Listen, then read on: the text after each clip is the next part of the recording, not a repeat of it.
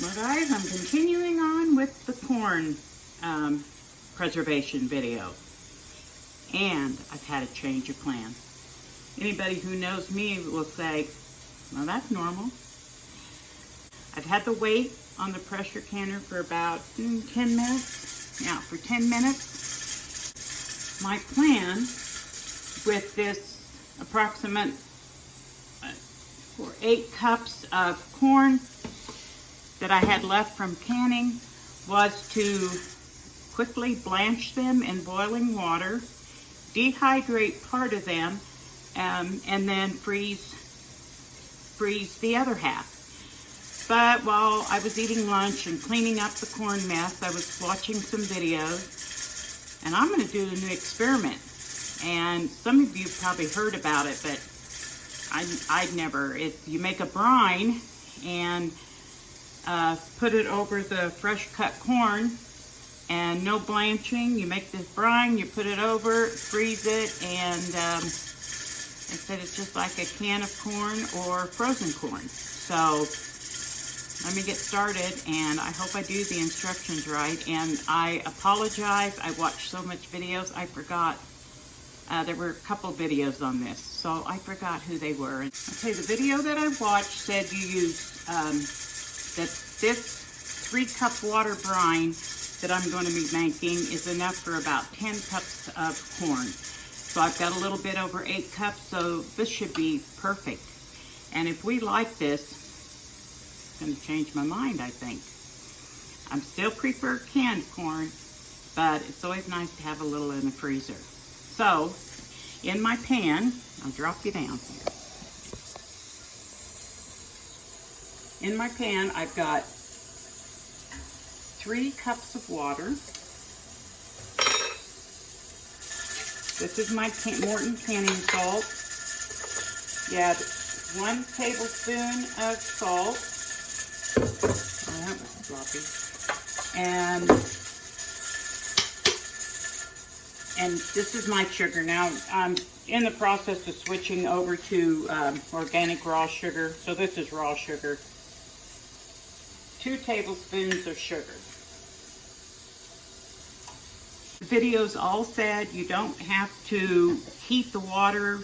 You don't need to boil it. Just do it enough that the sugar and salt dissolve. Okay, and now we'll go to the next step while that's doing its thing. Okay. She said it takes 2 cups of corn, of raw corn,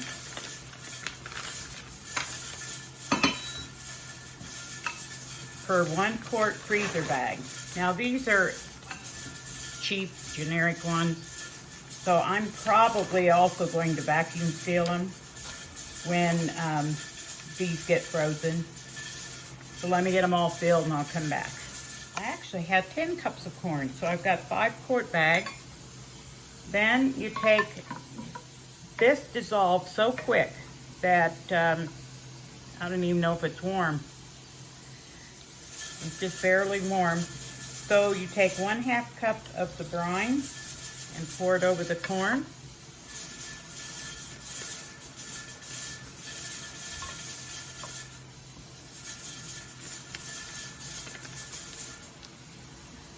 Can't remember if I told you, I bought 6 dozen ears of corn, and what we ended up husking and processing this morning was about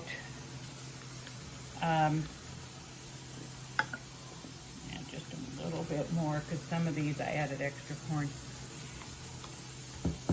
We processed, let's see, about 4.5 dozen. So it was 4.5 dozen ears of corn that gave us all that I canned, plus the 10 extra cups that I'm going to freeze. Okay, you go through and make sure that you seal your bags good.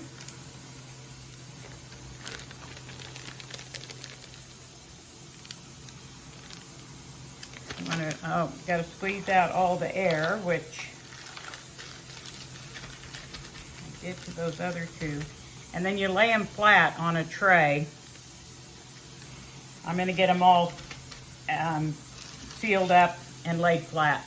Okay, I have them laid flat. Now we're going to take them down. I'm going to put them in my freezer downstairs. And then I guess once it's frozen, you can just stack them, and it's easy stack. So let's go downstairs. This is not the easiest way to freeze corn. It might be the second easy, but let's go down to the freezer and see what the easiest way is. Folks, I've already got 1 dozen frozen. This is the easiest way to freeze your corn. As soon as you bring it home, put it in the freezer, and when you get ready to cook it, all you have to do is put it in the microwave, frozen for 5 or 6 minutes. Leaving the husk on will steam the ear of corn. It will be cooked up and it's perfect. When you pull the husk back, the silks come off beautifully and it's ready to eat. You can even keep the handle. All right, now this is the easiest way to freeze corn.